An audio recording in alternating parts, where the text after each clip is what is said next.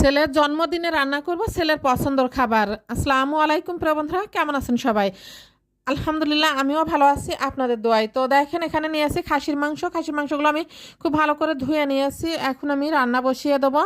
তো দেখেন, এখানে কড়াইতে তেল দিয়ে দিলাম। এখন দিয়ে দেবো পেঁয়াজ কুচি। পেঁয়াজ কুচিটা একটু নেড়েচেড়ে হালকা নরম হয়ে আসলে একে একে সব মশলাগুলো দিয়ে দেবো। তো এখন এখানে দিয়ে দেবো তেজপাতা, গরম মশলা, এলাচ, দারুচিনি।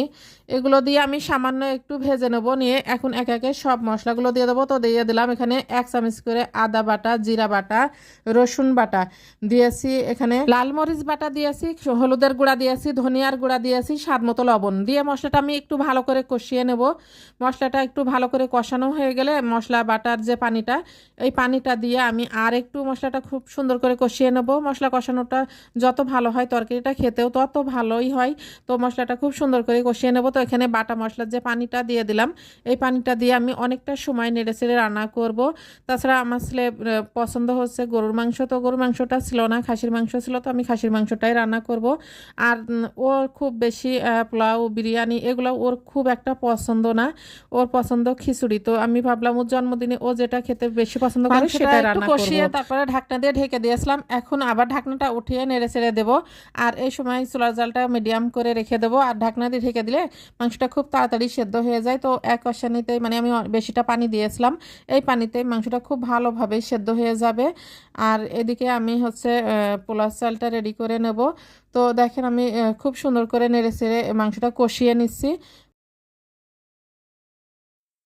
ঝোলের পানিটা দিয়ে দিলাম। এই পানিটা একদমই গরম। গরম পানি দিয়ে মাংস রান্না করলে মাংসটা তাড়াতাড়ি সেদ্ধ হয়ে যায়। এখন ঝোলের পানিটা দিয়ে দিয়েছি। এখন আমি এদিকে খিচুড়িটা রান্না করব। তার জন্য এখানে পোলাও চাল আর মুগ ডাল নিয়েছি। তো আমি পোলাও চাল দিয়ে মুগ ডাল দিয়ে ভুনা খিচুড়ি রান্না করব। আর ভুনা খিচুড়িটা ওর অনেক বেশি পছন্দ। তো আমি তেলের উপরে দিয়ে দিয়েছি, চালগুলো সুন্দর করে ভেজে নিচ্ছি।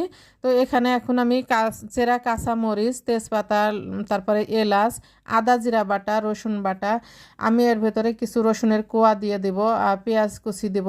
মানে খিচুড়িতে যা যা দিতে হয়, হলুদের গুঁড়া দিয়ে দিলাম, ধনিয়ার গুঁড়া, স্বাদ মতো লবণ, সব কিছু দিয়ে আমি এই খিচুড়িটা রান্না করব।